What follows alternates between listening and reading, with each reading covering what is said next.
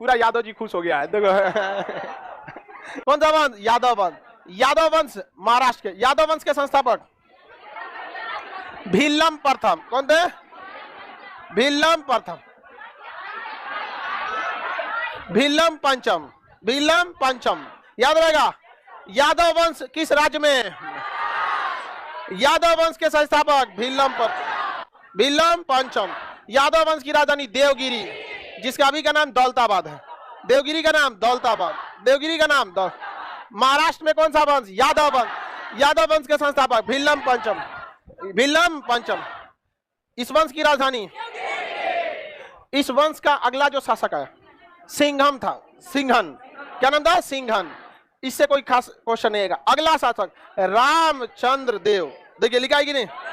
कौन शासक? रामचंद्र देव। देखिए इस पे नाम का भी असर पड़ा है। भीलम प्रथम के बाद योग्यता में देखेंगे तो रामचंद्र देव, रामचंद्र देव। देखिए यहां तक तो काकतीय वंश है। काकतीय वंश ने मलिक काफूर के आगे हथियार डाल दिया, यानी मलिक काफूर अलाउद्दीन का सेनापति था, यानी उसने अलाउद्दीन खिलजी का अधीनता स्वीकार कर लिया। यादव वंश का शासक संस्थापक भीलम प्रथम, भीलम पंचम। अगला शासक सिंघन था। उसके बाद रामचंद्र देव बना।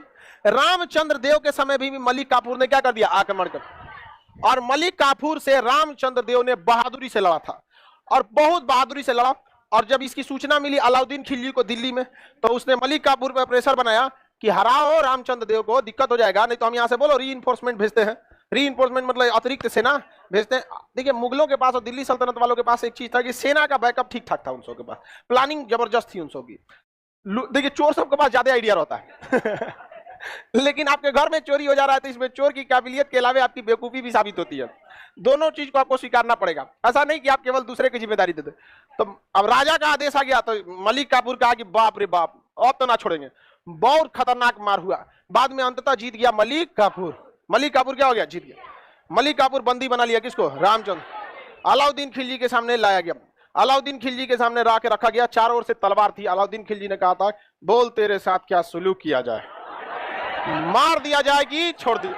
तो रामचंद्र देव ने कहा था मार दिया जाए, छोड़ दिया जाए नहीं, मार दिया जाए। पूछा कि बताओ कैसा सुलूक किया? तो कहा राजा की तरह। कहा कि राजा की तरह कैसे सुलूक होता है? कहा कि राजा या तो सम्मान से जीता है या तो तलवार से इसकी गर्दन उतार दी जाती है। या तो सम्मान से हमें रखो या तो हमारी गर्दन उतार। अलाउद्दीन खिलजी का गजब शासक है।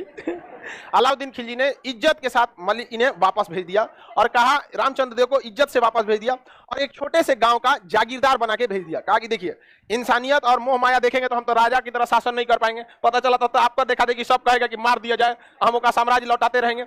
आप बहुत बहादुर हैं, हम आपका सम्मान करते हैं। उनको एक गुजरात के पास नौसारी के आसपास एरिया में जागीरदार दे दिया, एक गांव दे दिया, 10-20 गांव और बड़ा सा गांव। कहा कि यहीं से आप टैक्स वसूलिएगा, खाइएगा, पीजिएगा, बहुत बहादुर है। समझ में आ गया कि नहीं आ गया? किसी कोई दिक्कत नहीं है? आगे बढ़े। पूरा यादव जी खुश हो गया है। देखो